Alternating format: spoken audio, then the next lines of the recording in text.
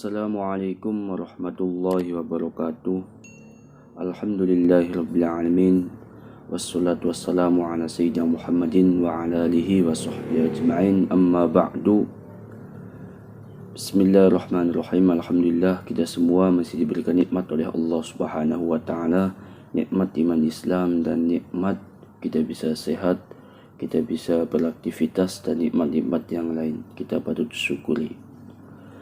Alhamdulillah, kita kembali lagi bertemu dengan channel Kabar Ilmu yang kali ini bercerita tentang Nabi Khidir dan Nabi Musa. Bismillahirrahmanirrahim. Qala al-muallif rahimahullah ta'ala rahmatan wasi'ah wa nafa'ana bihi wa bi'ulumihi fid darain amin. Bismillahirrahmanirrahim. Hukiya anna Musa wal Khadira ijtama'a. Diceritakan bahwasannya Nabi Musa dan Nabi Khidir berkumpul dalam satu tempat. Fasyaka Musa ilal Khadiri al-ju'a.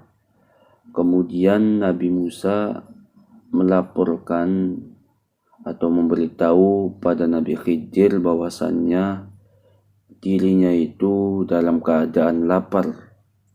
Faqala. Kemudian Nabi Khidir menjawab, uq'ud faq'ada, duduklah kamu. Ini mengatakan kepada Nabi Musa, faq'ada, kemudian Nabi Musa duduk. Fatakallama al-Khadiru bisyai'in. Setelah Nabi Musa duduk, kemudian Nabi Khidir berbincang-bincang dengan sesuatu. Setelah berbincang-bincang dengan sesuatu ini adalah wallahu a'lam. Pokoknya Nabi Khidir berbincang-bincang, ngomong-ngomong dengan sesuatu. Fa'aqbala dhobiyun mukhidun. Setelah berbincang-bincang dengan sesuatu, maka menghadaplah kijang, kemudian masuk hatta waqufa bainahuma. Setelah menghadap dan masuk di antara Nabi Khidir dan Nabi Musa, kemudian kijang tersebut berhenti di antara Nabi Musa dan Nabi Khidir. Jadi setelah Nabi Khidir berbincang-bincang dengan sesuatu, kemudian kijang itu masuk ke dalam dan berhenti di antara Nabi Musa dan Nabi Khidir. Fawaqa'a nisfaini. Kemudian lagi kijang itu terbelah menjadi dua bagian. Nisfuhu ilal Khadiri musawwayan. Satu bagian ke arah Nabi Khidir sudah dalam keadaan matang atau sudah dibakar. Wa nisfuhu ila Musa nayi'an. Dan sebagian yang lain itu ke arah Nabi Musa dalam keadaan masih mentah. Jadi kijang itu berhenti di antara Nabi Musa dan Nabi Khidir.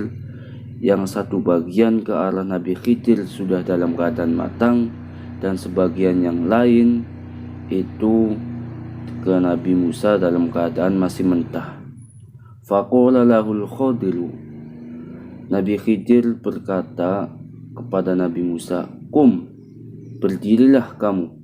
Faqdah, lalu kamu nyalakanlah naron. Faqdah naron, lalu nyalakanlah api. Waswi nasibaka.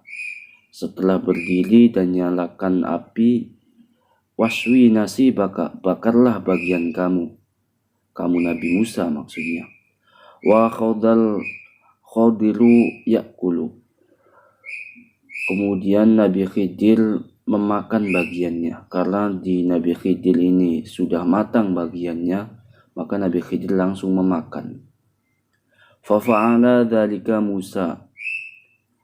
Setelah diperintah oleh Nabi Khidir, kemudian Nabi Musa melakukan apa yang diperintahkan, yaitu berdiri, kemudian nyalakan api. Setelah nyalakan api, kemudian membakar bagiannya. Summa sa'alahu. Kemudian Nabi Musa bertanya kepada Nabi Khidir, lima waqa'a nisfuhu ilaika musawwayan. Kenapa bagian kijang yang ke arahnya kamu itu sudah dalam keadaan matang? Kenapa? Jadi Nabi Musa ini bertanya kepada Nabi Khidir, kenapa bagian kamu itu sudah dalam keadaan matang? Faqala, Nabi Khidir menjawab, innahu lam yabqali fid dunya amalun. Sesungguhnya tidak menetap di dalam diriku sebuah angan-angan di dalam masalah dunia. Jadi Nabi Khidir itu tidak menetapkan, tidak ada sesuatu yang menetap di dalam dirinya Nabi Khidir tentang angan-angan masalah dunia. Wa ala dzalika, oleh karena itu, fa innal idkhara yanqusu min fadailiz zahidin. Sesungguhnya menyimpan itu bisa mengurangi dari derajat atau dari keutamaannya orang-orang yang zuhud. Bimiqdari ma yamna'u min haqiqati zuhdi, dengan perkiraan perkara yang mencegah dari kenyataan atau hakikatnya zuhud. Qutul qulub fi muamalatil mahbub wa wasfu tariqil murid ila maqamit tauhid. Ini diambil dari keterangan kitab Qutul Qulub fi muamalatil mahbub wa wasfu tariqil murid ila maqamit tauhid, juz 2 Shahifah 32.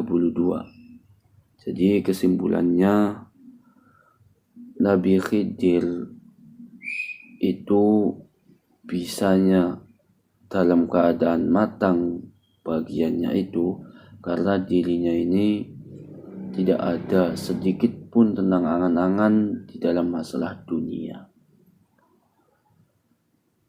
Silahkan ambil hikmah dalam cerita ini. Jadi hikmah dalam cerita ini yang kita ambil petik, yaitu kita boleh mencari dunia, tapi jangan disimpan terus-menerus, jangan ditaruh di dalam hati. Jadi kita tetap harus mengatur kebutuhan dunia untuk tujuan ke akhirat, yaitu untuk tujuan ibadah kepada Allah Subhanahu wa Ta'ala. Ya, silahkan ambil hikmah-hikmah yang lain dalam cerita ini. Cukup itu saja dari saya, kurang dan lebihnya mohon maaf.